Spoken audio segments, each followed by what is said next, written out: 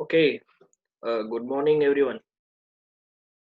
Last time हमने जो second lecture था डिजाइन ऑफ एसी मशीन्स, उसके अंदर हमने working principle of induction motor उसके बारे में हमने बात की थी। ओके, कि कैसे वो इंडक्शन मोटर होती है वो वर्क करती है। ठीक है, फिर हमने एक इमेज थी, वो इमेज के अंदर हमने आपको बताया था कि भाई इंडक्शन मोटर के कौन कौन से पार्ट्स होते हैं। ठीक है, और लास्ट टाइम आपने सबने आपको गूगल क्लासरूम के थ्रू आप सबको दो क्वेश्चन भी मिले थे, वो भी आपने सबमिट करवाए होंगे। ठीक है, सो नेक्स्ट अभी थर्ड लेक्चर में है ऑनलाइन सीरीज के। तो उस थर्ड लेक्चर में मैंने आपको लास्ट टाइम सेकंड लेक्चर में सब बताया था कि हम नेक्स्ट लेक्चर में वीडियो भी देखेंगे कि भाई इंडक्शन मोटर के पार्ट्स कौन कौन से होते हैं और कैसे वो एक दूसरे के साथ सब कंपोनेंट होते हैं वो कनेक्टेड होते हैं। ओके, सो पहले वो हम वीडियो देखते हैं और वीडियो देख ले उसके बाद में फिर से उसके बारे में हम चर्चा करेंगे। क्लासिफिकेशन मोटर के जो है क्लासिफिकेशन वो भी हम नेक्स्ट उसमें देखने वाले। सो फर्स्ट हम वीडियो आपको देखने का है। सो वीडियो स्टार्ट करता हूँ।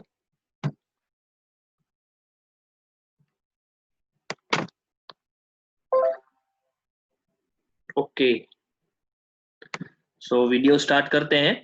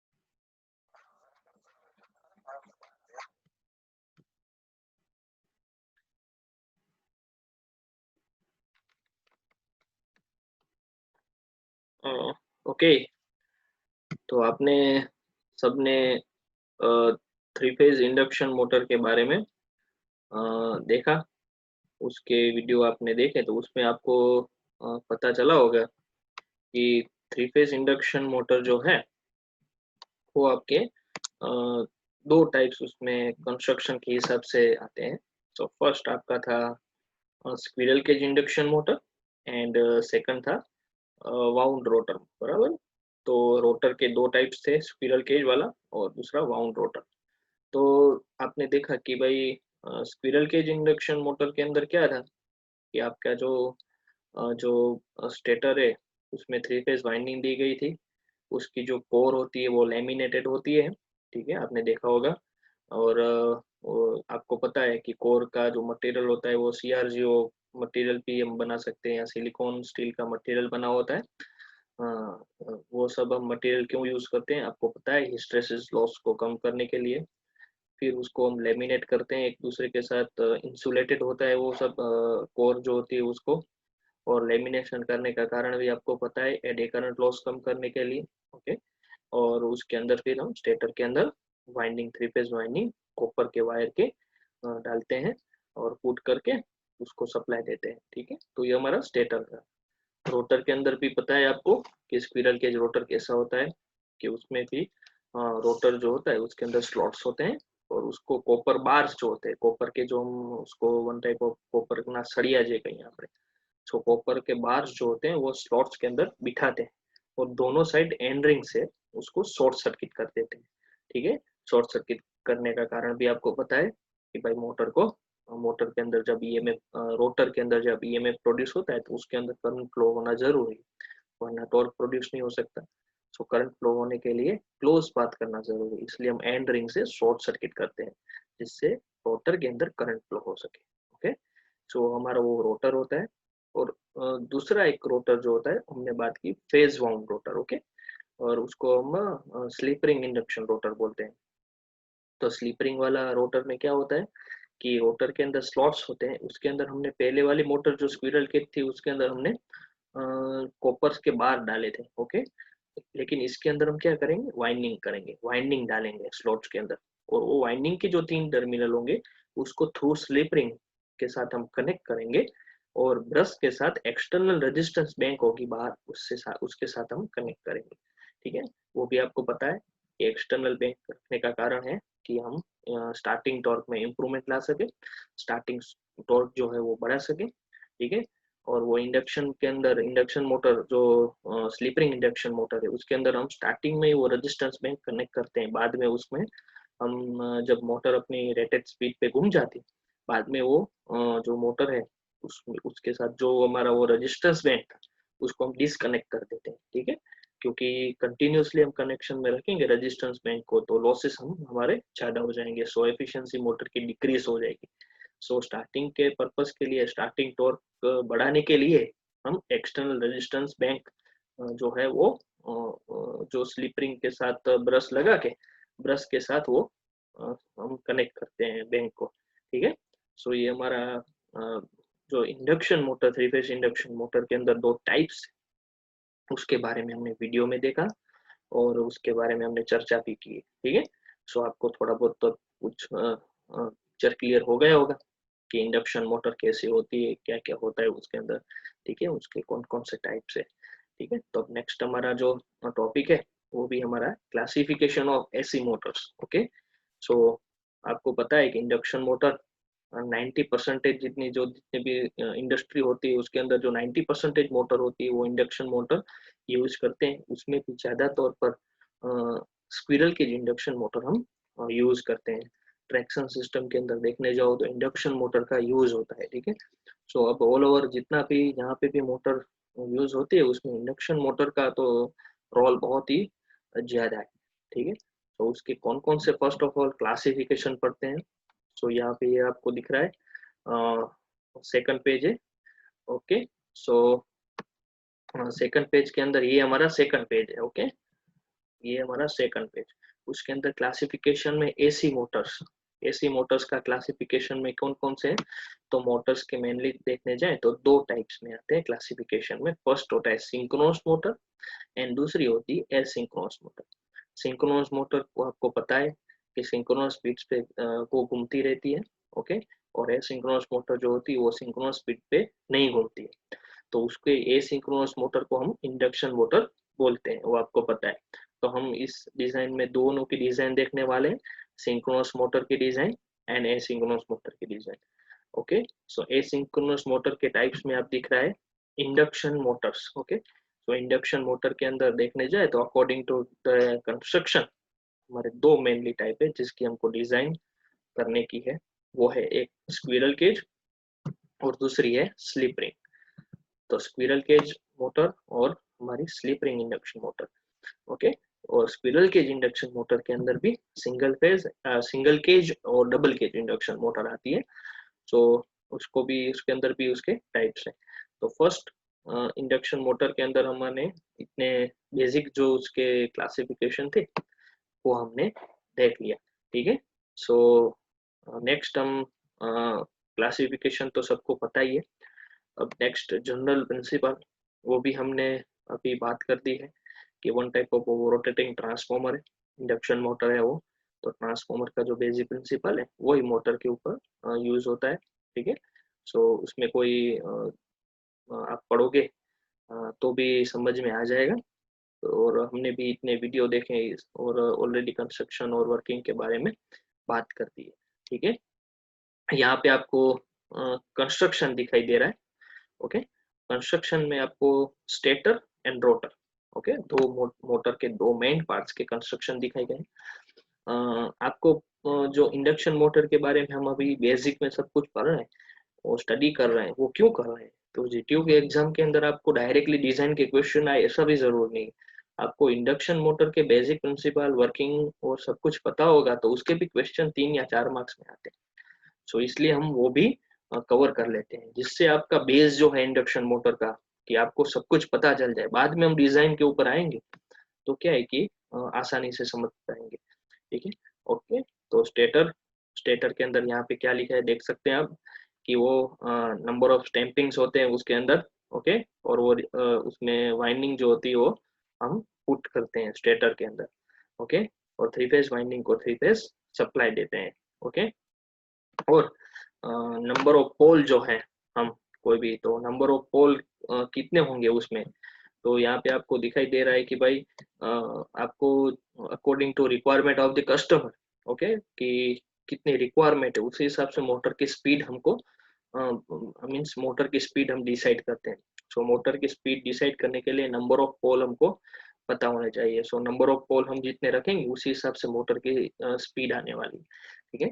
सो अकॉर्डिंग टू हम वाइंडिंग की डिजाइन भी ऐसे करेंगे जिसके कारण मोटर के पोल जो बने वो हमारी डिजाइन के हिसाब से बने, ओके।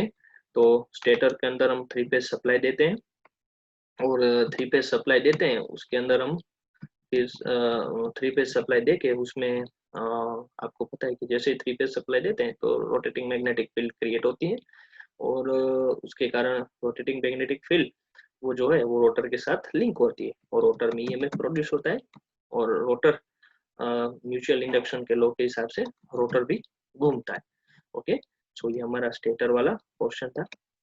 रोटर के अंदर हमारा फर्स्ट जो रोटर है टाइप्स के अंदर देखने जाए तो फर्स्ट जो रोटर हमारा है वो है हमारा स्क्विरल केज, ओके। सो स्क्विरल केज रोटर के अंदर स्क्विरल केज रोटर यहाँ पे आपको दिख रहा है।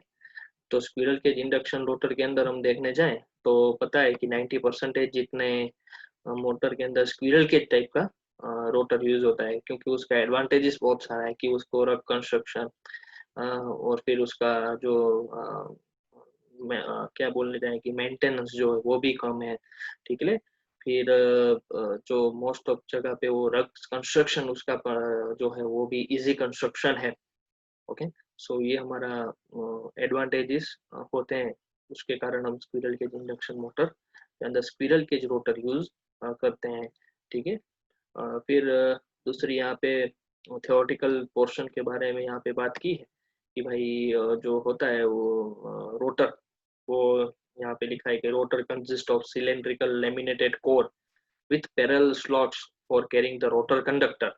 ओके, एंड उसके अंदर हम क्या करते हैं, तो कि भाई स्क्विरल केज रोटर के अंदर हम बाइंडिंग नहीं करते हैं, लेकिन उसके अंदर कॉपर के बार होते हैं, कॉपर के एलो होते हैं, वो हम डायरेक्टली पुट कर देते हैं और दोनों साइड एंड रिंग से हम शॉर्ट सर्किट कर देते हैं, ठीक है, एंड रिंग से। तो ये हमारी स्क्विरल केज इंडक्शन जो मोटर है उसका वो कंस्ट्रक्शन। ओके,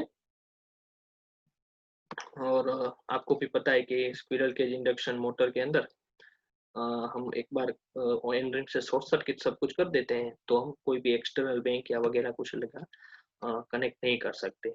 ओके, फिर एक हमारा उसके अंदर भी एक हमने बात तो की होगी कि जो हम जो स्क्विरल केज रोटर जो है वो हम उसके जो स्लॉट्स होते हैं, हाँ, वो डायरेक्टली पैरेलल नहीं होते हैं शाफ्ट के हिसाब से देखने जाए तो, कि जो स्लॉट्स होते हैं वो डायरेक्टली पैरेलल, जो स्टेटर के जो कोर है, स्टेटर के जो स्लॉट्स है उसके साथ में हम पैरेलल रोटर के स्लॉट सामने सामने से नहीं होते हैं, थोड़े बहुत स्क्यू होते हैं, ठीक है।